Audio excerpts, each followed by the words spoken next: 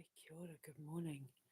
I just thought I'd give you a quick update. I've been asleep, I got woken up by my son. Now I'm sitting here having a coffee because I'm watching all hell break loose in Trump's life and it's just hilarious. So I'm just having a sip of coffee. My Buffalo Stampede dream, like everything's, it's awesome. It's hilariously accurate. It just, everything is happening exactly how I said it would. And I think this is why I've had to push over the last couple of weeks to get all my little projects and that finished and finalised because basically, as soon as we get to Anchorage and I get my office building rented and I can find my staff, uh, we're going to be hitting the ground running. So I had to get everything in order. So, like our first video game, The Soul Collector 40 Days, that's ready to go. It's done. It's finished. I just need to confer with my boys on one little thing for the end of level boss, and then make whatever changes are necessary that they advise. And then our first video game, um, 40 days, is ready to go. I can just hand it to my games company once I've set up QE2 Games in Anchorage and it's ready to go. Our first feature film, The First Sign, The Fall of Abizu, is about 95% there, but it is ready to go. The stuff that isn't complete yet is all the things that I can add to it once I sit down with my writing team, but it is ready to go. We could get out there right now, get everything written and sorted out, and the first sign would be ready to go. Um, the comic book, Quantum Menace Battle of Two Worlds, which is the first in the series, the prequel and sequel will come once the comic book is established. That's ready to go. The Battle of Two Worlds, that was finished a couple of years ago. I haven't had to make any tweaks or changes.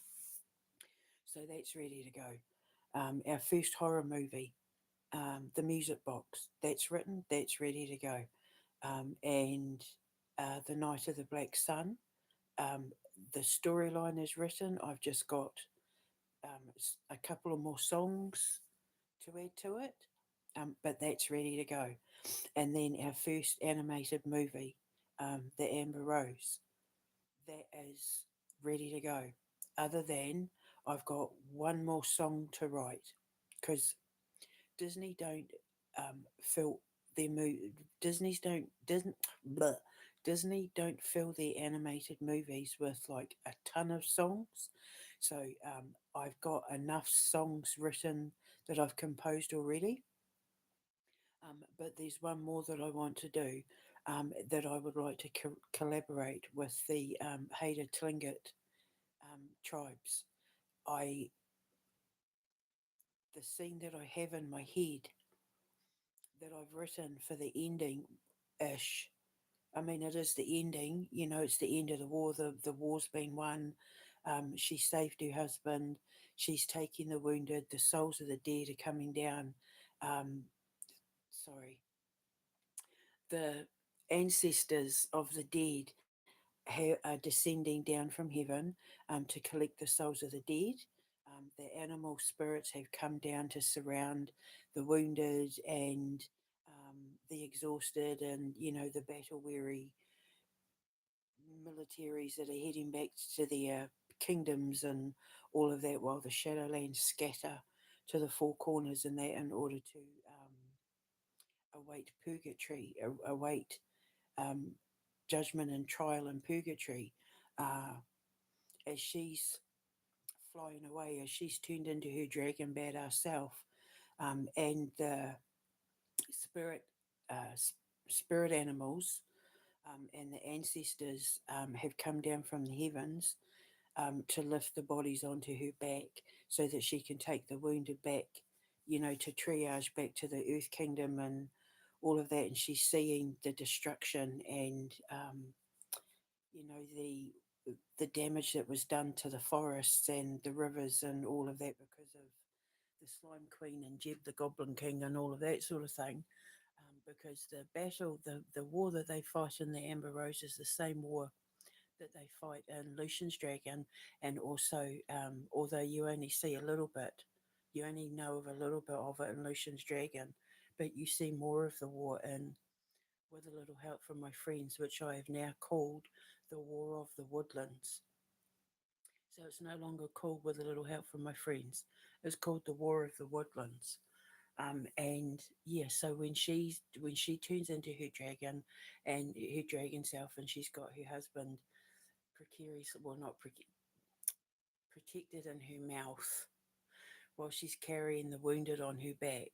All their ancestors, and because you got to remember, some of them aren't human, some of them are woodland creatures, some of them are mythological creatures. So their ancestors descend to take the ones who didn't survive the war back up to the heavens with them. But for the ones who did, they help put the wounded on Brehennus's back so she can fly them out and take them to the triage. So when she lands back in her kingdom grounds, her castle grounds, and all that, obviously, she's going to turn her castle. Her people will have had her castle grounds, and that turned into a hospital. Because, like, here in the United Kingdom, after World War One and World War Two, they commandeered castles and stately homes and schools and all of that to turn them into hospitals and recovery centres for the wounded. So she's going to do that with her castle grounds and her, castle and all that. She's going to give it over to the wounded. So as she's transforming into Brehennus, Aithusa, well, Aithusa, because Brehennus means queen. As she transforms and she takes her husband and she's carrying the souls, I want some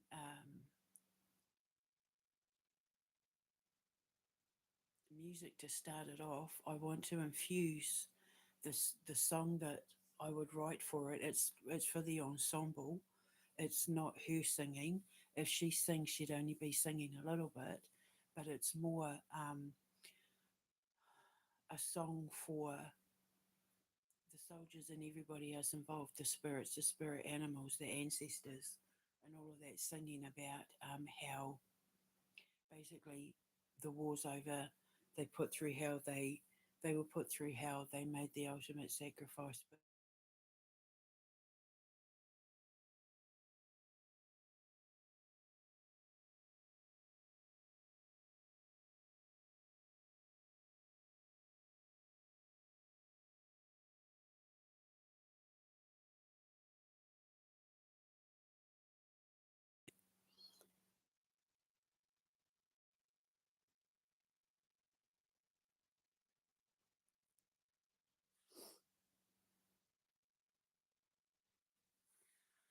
sorry, they just tried to come in.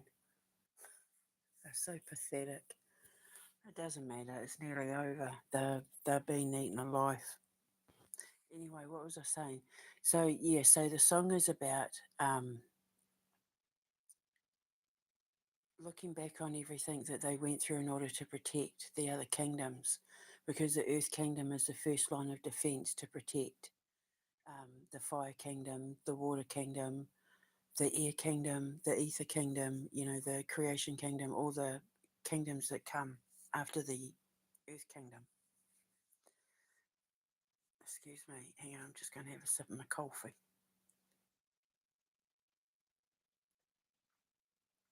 So it's a song for everyone. I kind of, that song "This Is Me" from The Greatest Showman. I kind of want it to be like that, like a song that everyone sings, but I want it to be infused with First Nations, Tlingit kind of, that guy that I was posting about, Donny Edenshaw. I want to. I'm hoping I can collaborate with somebody like him, um, because he's a musician, he's a singer and dancer, and he does his own music and that. I would love to work with somebody like him to get him to help me write this song. I just found out yesterday that First Nations people, like Māori people, don't have dragons, but they have their versions of what we call taniwha. So they even have a dragon. I just can't remember the name of it. I think it starts with E, um, where it's a protector of the earth, where this dragon is um, it protects the earth, which is perfect for Brehenus Aithusa. So what I'm hoping is that if it's not someone like Donny, because we kind of have like a connection in the fact that one of his grandfather's names is connected to, it has a meaning to fairies coming from across the water, which I just think is beautiful. But if it's not him, then I'll work with anyone who can write a good enough song. But I want it to be infused with like First Nations drums and flutes and yeah. Um, I can hear it in my head, like I can hear it, and it gives me goosebumps when I hear it because I can see it in the movie when she's flying and they're singing and they're looking down at all the destruction and they're watching the trees that got, you know, torn down, um, stood back up and healed, and all the trees that caught on fire are blooming again and sprouting again, and the water that got poisoned, turning pristine and clean again, because the spirits of the trees and the forests and the lakes and the waters and all that are coming down and healing everything. And barren lands and that are growing again, and the grandmother tree was protected, and the arboreal council are uncovering her again because they had to cover her up to keep her safe, because they wanted the Slime Queen, Jeb the Goblin King, the Shadowlands wanted access to the grandmother tree so that they could go between the realms without having to travel through them. So yeah, so I can hear the song, I can hear it, but it's like I'm not going to be able to put it together until I find the musician to work with who's going to be able to inject life into it, and then I'll be able to put the lyrics to it. So the Amber Rose is pretty much done. I've just rewritten, made little changes. I have completely changed the ending to Lucian's Dragon to come into line with the Rise of the Dragon Queen, because Lucian's Dragon tells the story of Lucian's ascension.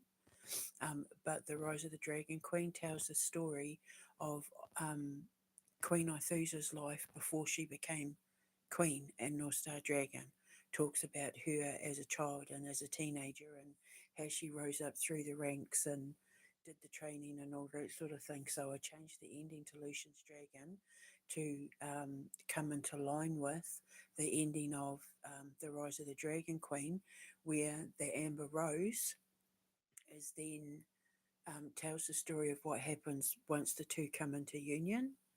But I had to kind of like weave our two stories together. So that's all ready to go. Just got to finish that song and then we're all done. Lucian's Dragon isn't a musical. The Rise of the Dragon Queen isn't a musical.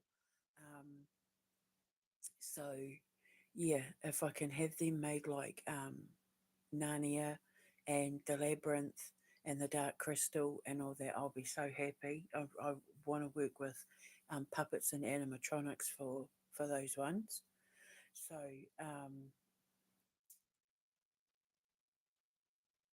yeah, so um, the War of the Woodlands, which was formerly with a little help from my friends, is kind of part of that story. It's part of Lucian's Dragon. It's part. It's like a fourth, I suppose. I suppose technically, where would I put it? There's four stories in the series: Lucian's Dragon, um, the Rise of the Dragon Queen, the War of the Woodlands, and the Amber Rose, but centered around the same war. The war is fought from different, seen from different perspectives. But I'm not going into anything else. I'm not giving anything away, but you won't see it coming. Um, and then what else? So yeah, because as soon as I get to Anchorage, I need to be able to get these office buildings rented, bums on seats, and then I can just hand them stuff and say go. The other thing I've been working on is my Viddy Bob range, and my cookies. You know, my biscuits. Today, actually, I'm going to. Um, I've got some Afghans to make for my boy, and I'm going to have a go. My very first go at making digestive biscuits. Some are going to be plain digestive biscuits. Some are going to be chocolate digestives. The boys will get the chocolate digestives. I'll get the plain ones. Um, Sugarless. My ones will be sugarless. Their ones will have chocolate on it, which won't be sugarless, but it's not going to be, like too horrendously bad. It's not going to be like Scottish tablet bad. But I want to perfect my cookie range because obviously I want to do my own range of story time, bedtime cookies that kids can have when they're reading our stories. And um, I just want to do my own cookie range. I'm also going to be having a go at making my own tomato ketchup because I've got to start working on my sauces and condiments and spreads and all that as well.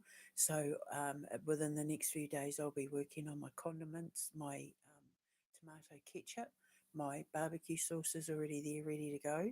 I have some salad dressings and that all there, ready to go. Though I've already made them. Um, and yeah, so now I'm going to work on tomato ketchup and um, tartar sauce or tartare sauce, as we call it in New Zealand.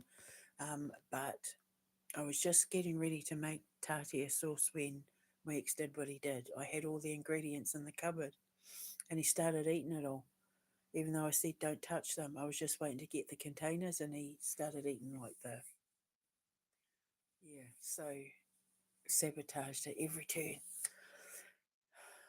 And then when I get to Anchorage, I can work on my piccalillis and chutneys and crackers. I want to learn to make my own crackers and then I can sell my own boxes of crackers and you know.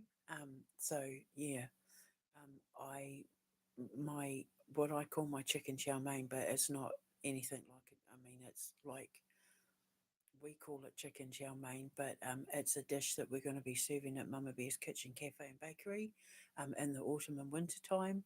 You'll be able to buy them in cups or little bowls. You know, you can sit and have them with I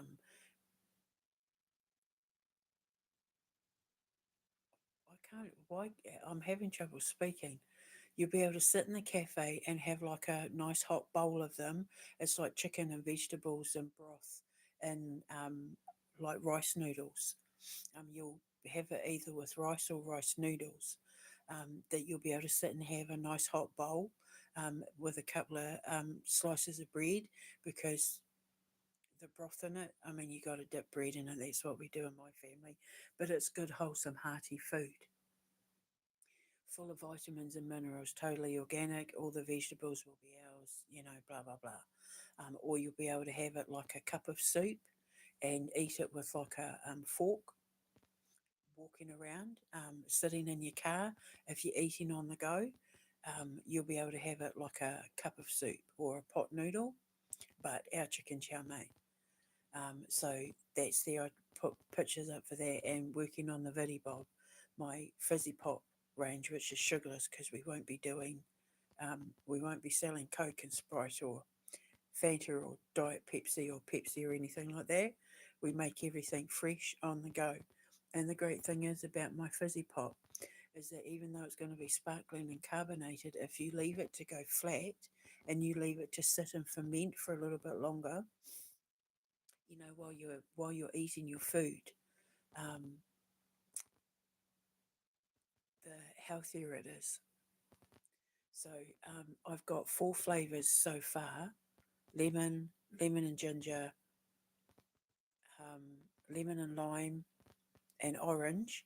But I want to try and have at least like berry flavored and mango and all of that, so that you can sit and have a nice sugarless fizzy pop or soda pop, whatever you want to call it, pop, guilt free, but it's medicinal. It is literally, in the old days when they made potions and elixirs, it's literally an elixir. If I was to sell it in bottles like ginger beer, um, uh, I'd give it like an old medicinal pharmaceutical, like elixir label to make it look like it was, like from the old days of the potions with the wizards. And yeah, I'd give it like really cool, like oldie worldy sort of potion bottle labels. And but it is literally the definition of an elixir, and it's magic because it heals you. My supernatural food and beverage range is all medicinal. It heals you as you eat it. Even my pumpkin pies, I've got four kinds of pumpkin pies: normal pumpkin pie, sugarless pumpkin pie, um, pumpkin pie for diabetics, and pumpkin pie for people who can't have, like heart conditions. But my sugarless and my normal pumpkin pie are all made from scratch. There's no using graham cracker bases, or I do everything by hand. I cut up the pumpkin, I peel it, I boil it, I like gut it, everything. It takes ages and it hurts my hand, but my pumpkin pies are made from scratch, and everybody loves my pumpkin pie. My pumpkin pie, next to my Afghans, are probably the thing that I bake that people love the most. So, yeah, so that's what I've been doing. I've been a very busy bee, um, and it's going to continue. So, the busier I get, the less I'll be posting.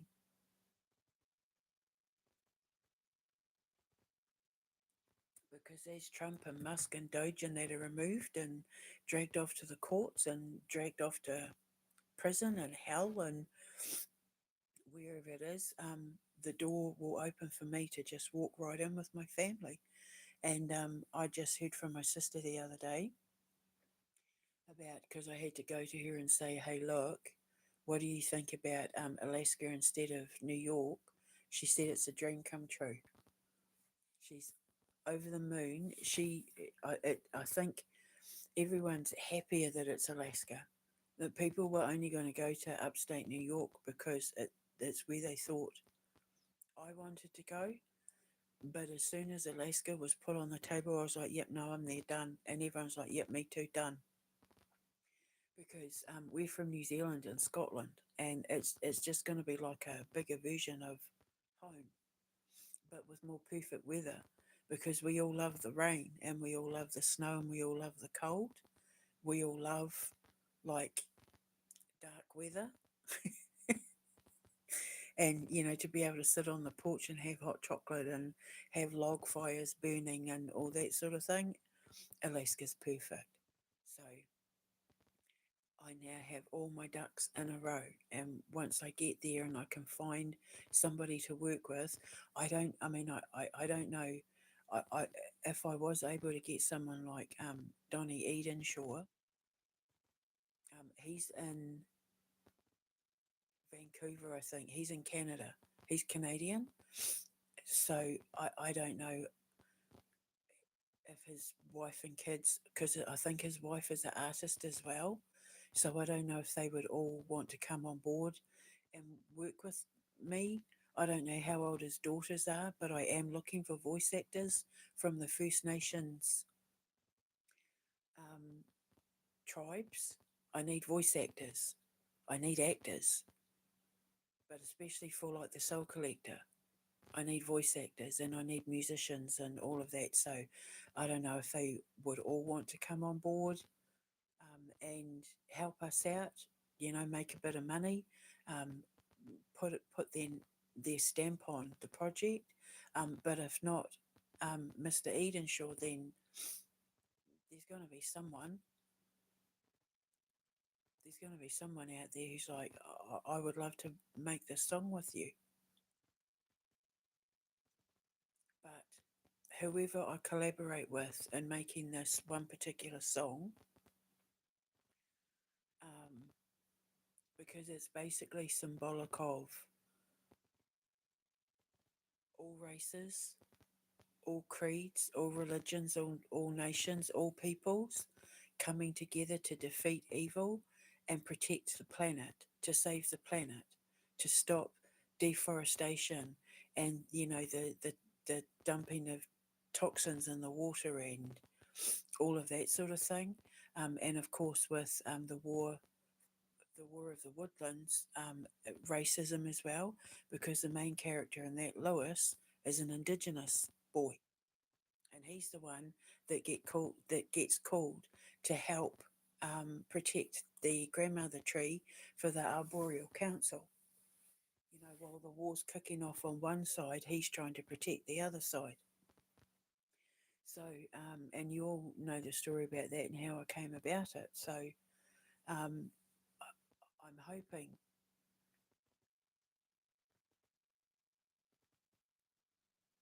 that the First Nations people, when I get there, and in that region, it's like Haida and Tlingit, they're not the only ones, from what I understand.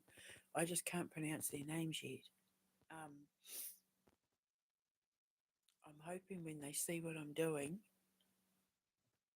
especially like with, I'm not going into anything, that they will want to come on board and help me write the music and do the voices and, you know, so plus it's creating jobs and they get to make money. But whoever writes this song with me for the Amber Rose at the end, I want it to be as iconic. I want it to, when people first heard Let It Go and Frozen, I want it to be like that. I want it to have the same kind of musical impact as like The Lion King and Mulan. Mulan had some incredible music to it. So, yeah, so that's what I've been up to. I've been a very busy bee, and my business, my company, my empire will be called Queen Bee Industries, but I think that name might have already been taken.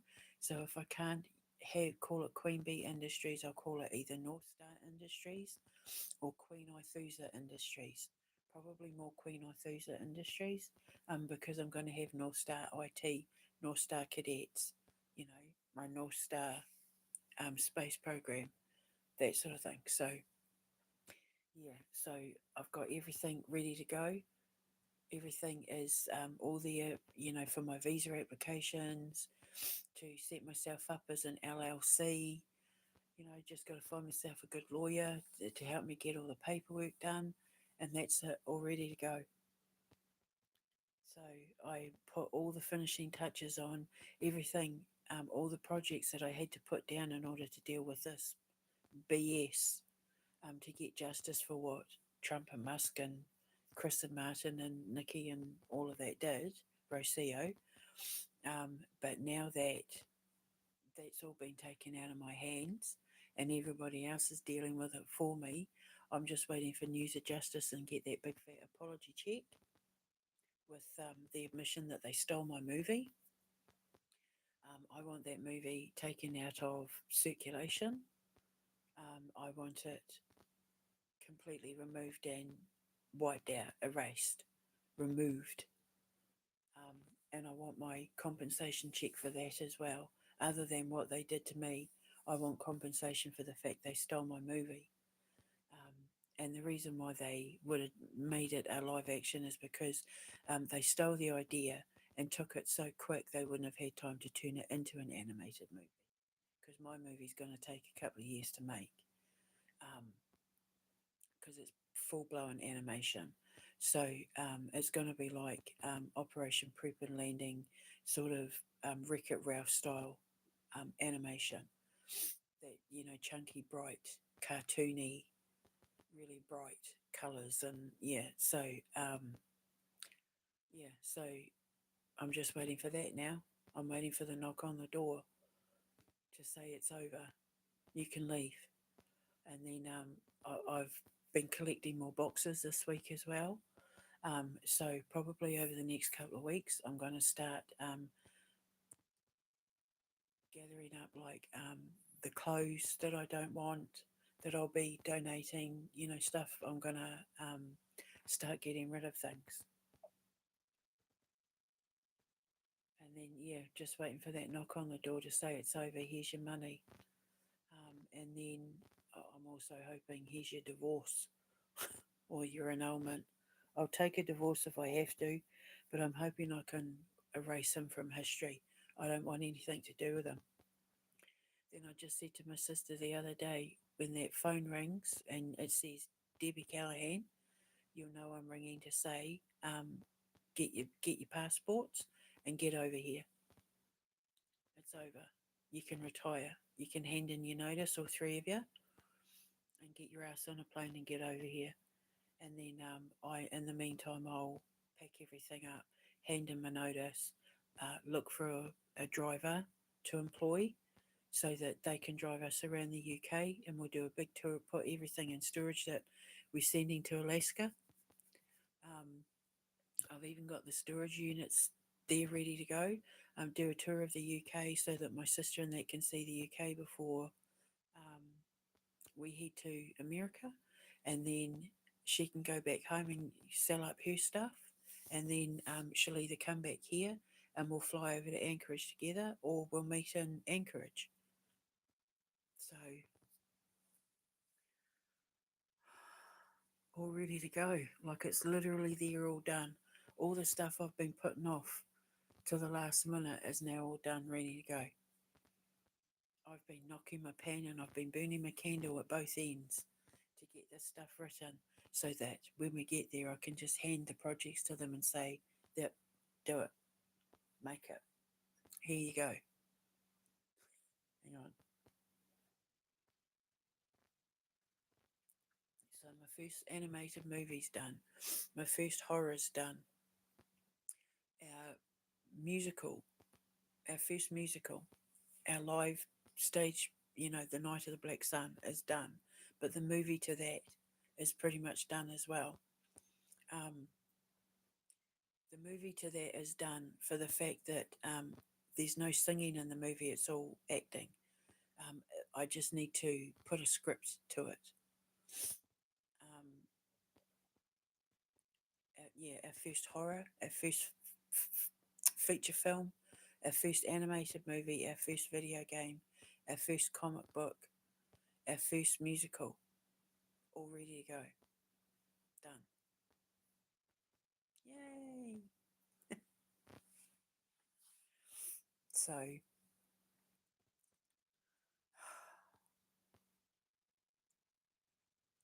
food's getting, yeah, stuff to add to my range.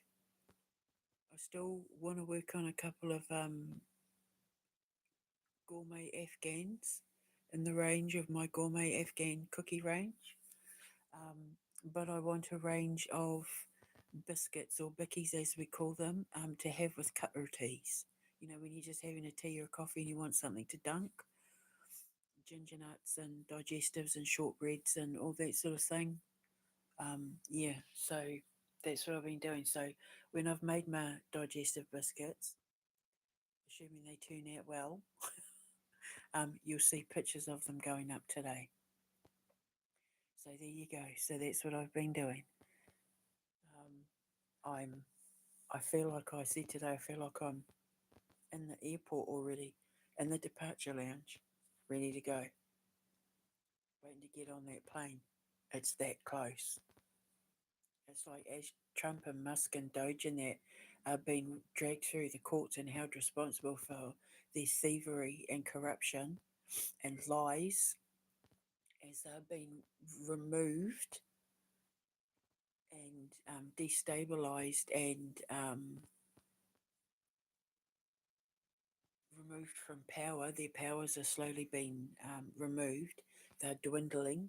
As they're being extracted, I'm being infused. As they're being removed, I'm being pushed forward. As their doors are closing, mine's opening with my little tribe. So just get ready, Alaska, get ready, America.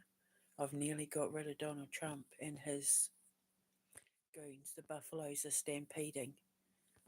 The lions are starting to take their bite. I'm witnessing it in real time. I warned two people this week, the king being one of them. You need to jump and you need to jump right now because it's poop is hitting the fan, and anyone in Trump's orbit and Musk's orbit will get pulled down with them. And in regards to my legal fight, they'll get pulled into the vortex in the wrong way. They'll be seen the wrong way. They'll be seen as the enemy. In the courts, their names will get caught up with the pedophile cult and the thieves and the liars and the backstabbers and, you know, the dark side. So I've given two people warnings to jump, and I really, really hope they listen because it's all starting to kick off now. And there's no coming back from what Trump and Musk and that have done. I had a dream when I dozed off yesterday afternoon that Donald Trump announced his resignation, and it's already starting to circulate on social media that he's going to be resigning anytime soon. So when I had that dream and I posted it, it must have done something to my algorithm because then I started getting posts saying rumors swirling about Trump's resignation and all of that. So, um, and in the dream, uh, yeah, they announced Trump's resignation, and it was announced that the UK was having a general election, that there was going to be an election, and people were celebrating. Fireworks were going off. People were having parties in the streets of the UK and America because, like, that was it. It was over. The war has been won. It's finally over. Because when Trump goes, the war in Iran will end. Um, Ukraine will have no financial support. It'll all be over.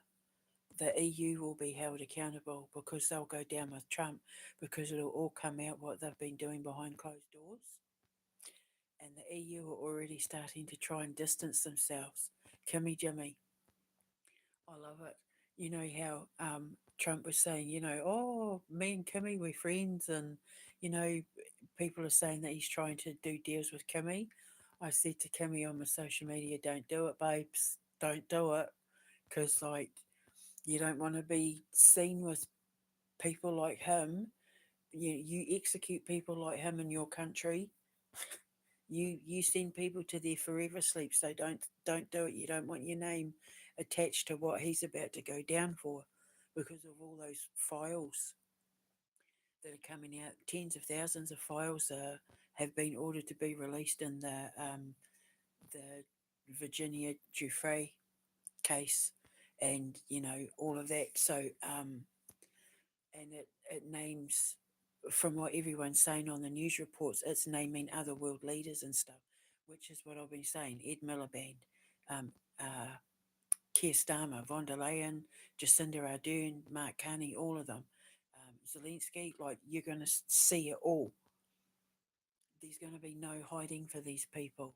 And everything that I said, all the people that I said were connected to it, everything I said they were doing in connection to it, it's all going to come out that I was telling the truth, because this has been my life for the last 10 years.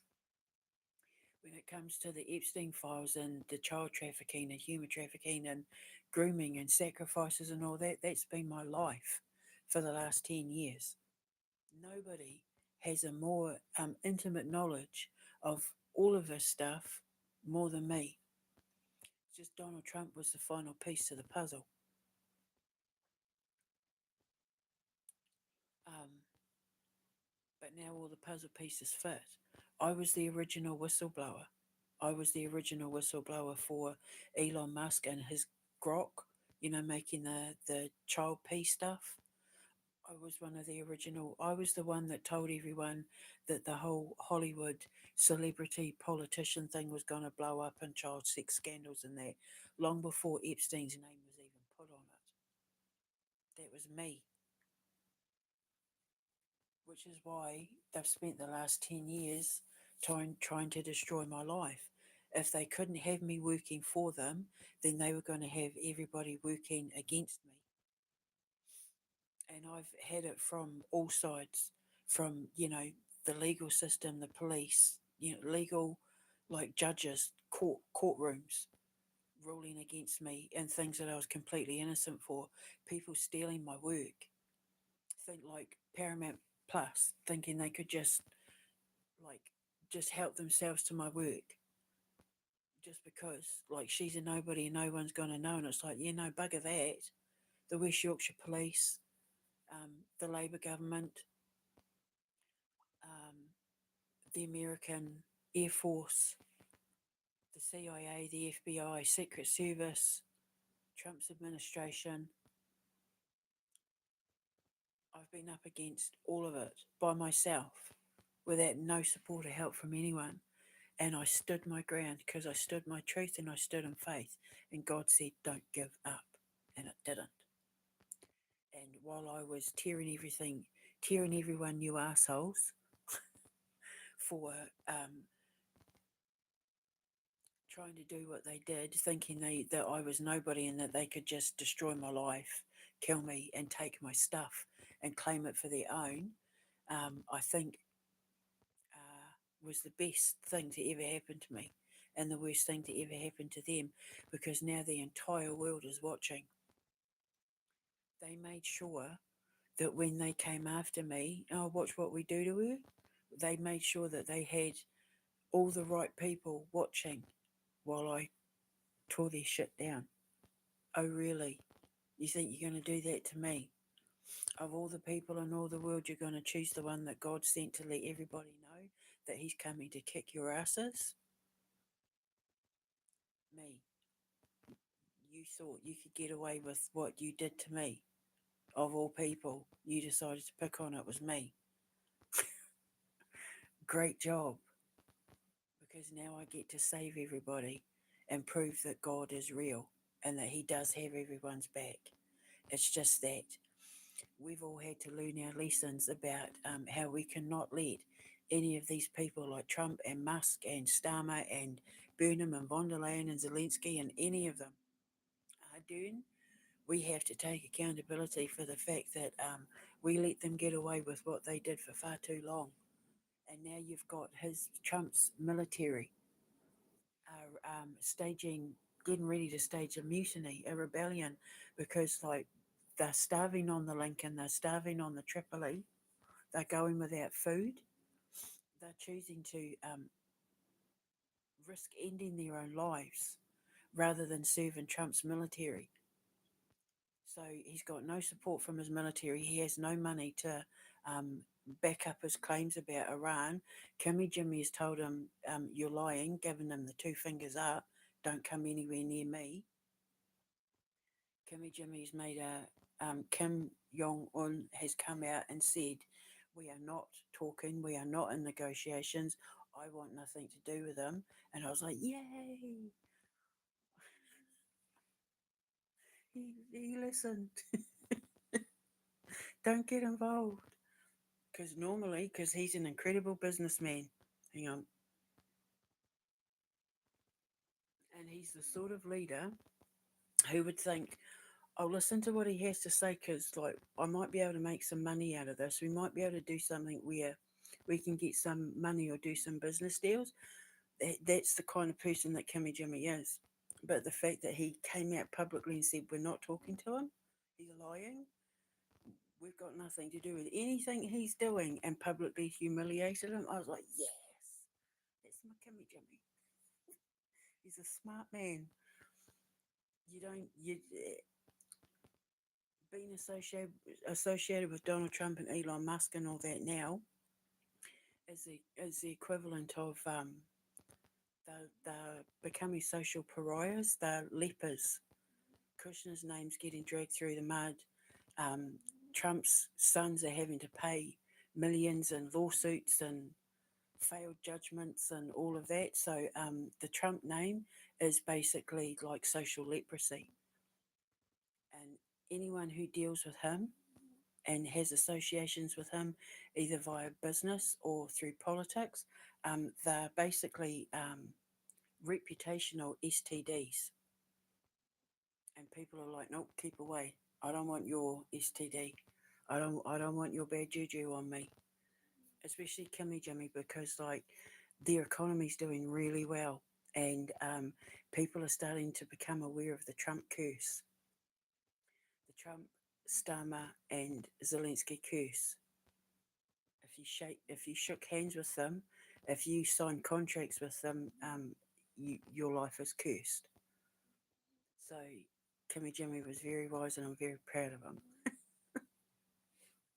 So anyway, I'm going to go and finish my coffee, and just I can hear classical music playing as I'm seeing like the big chunks of like bricks and mortar come slowly falling down in slow motion down on Trump and Musk and Doge and his administration and everybody who thought they were going to get away with doing to me what they tried to do. Because it's not just that they came after me and they stole from me, they came after God's lieutenant, they came after God's messenger, they came after the scientist that God put his name to in the Bible and in um, ancient history. Indigenous people have known about me for centuries. They've been waiting for me for centuries. But divine timing, eh? People had to see our world leaders at their worst to be pushed to the brink before they would realise that we allowed it to happen. But now God's going to step in and take care of it all. And He sent me to let everyone know, get ready, here it comes. And instead of people preparing for it, they all pointed and laughed and said, she's crazy. Kill it.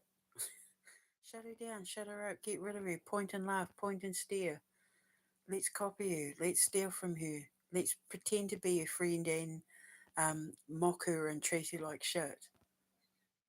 And now I've got people coming out of the woodwork from my past who weren't there for me at all, who are now wanting my help with things and wanting to be seen on my side because they know that what they did to me is going to come back on them. And if they're seen on my side before the poop hits the fan, they won't get caught up in the fallout.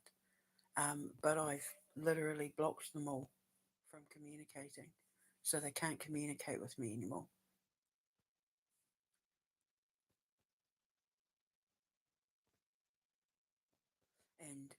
yeah, I've been, people are coming out of the woodwork as well to ask for readings and that, and I just don't have the time. I don't do readings anymore. It's just, I mean, I helped my niece in law because that was a different kind of reading.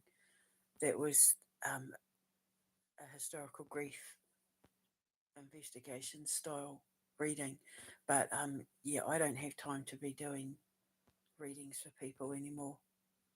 When I get to Alaska and I set up my brew house and that, people will be able to get readings there, but I'll have a whole slew of different kind of different kinds of readers that you'll be able to purchase from my establishment. But yeah, that's my past. I don't do readings anymore. I started out doing readings back in the 90s, and then I became an occult physicist and an empire builder. So yeah, I just don't have the time. I've got too much to do, too much to prepare for, and that's exactly what I'm going to do. So this is just a quick update, and I hope the two people, I hope the king and the other person that I told to jump listened. Otherwise, there's literally nothing more I can do. And I can't be in association with anyone who goes down with that ship because I've got children to protect. And even though they were innocently caught up in what they could potentially go down for, I still can't. Their names, they won't be able to survive the connection. Reputation is everything, and I won't be able to, if they don't jump now, I won't be able to be seen in association with them because I've got children to protect, and investors won't want to be investing in me if I'm dealing with people who are associates of anyone on that list that's been exposed. So yeah, clean slate. Got to start from scratch. Everyone, I mean, we all have to start from scratch and distance ourselves from the people that we know turned a blind eye to what was going on, or weren't allowed to see the truth, blinded from the truth. The two people that I warned to jump, the king being one of them, they were blinded from the truth. So they're innocent, but they've been warned. I've told them. I went to them and I told them. And with the second one, messages got deleted. I got insulted,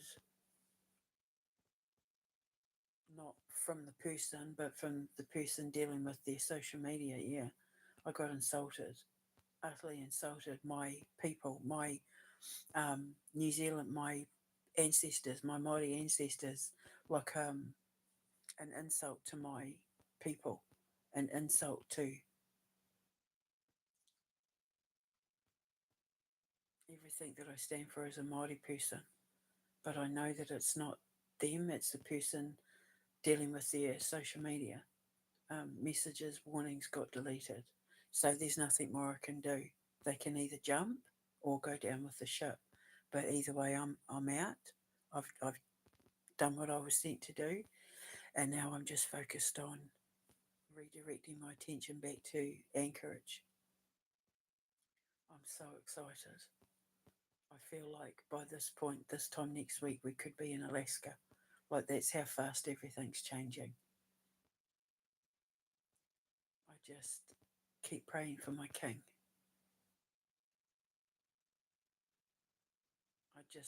I don't want to leave here without seeing the royal family and the people of Great Britain get justice for what Labour put them through, and to a lesser extent, the Tories, and reform and restore, because politically, I mean, those four parties have just caused nothing but trouble for the people of Great Britain for the last few years. Well, the Queen says since Tony Blair, so there we go. Right, I'm going to go.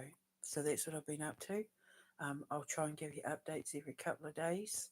Um, but yeah, I've got to get back to business, so I'll speak to you later. And just get ready for me, Alaska. And if anyone out there is listening to this and the First Nations, if Donny Edenshaw or anyone connected to him who's a musician um, hears this and thinks that they want to come on board and help me write this song, my email is in the description box. Although I'm so heavily shadow banned, I don't even know what they're allowing me to put out there. Because you see, when they just tried to cut my connection off. But it's their last ditch effort to try and cause trouble for me before they sink to the bottom of the ocean and get swallowed up by the underworld, chewed up, and then filtered through to hell. The gears are grinding to crush their bones and turn their bones to dust. So the transition from here to the underworld is a lot easier. And I'm sitting back watching it all, loving every minute of it. So I'm going to go. I'll speak to you later. Ka kite.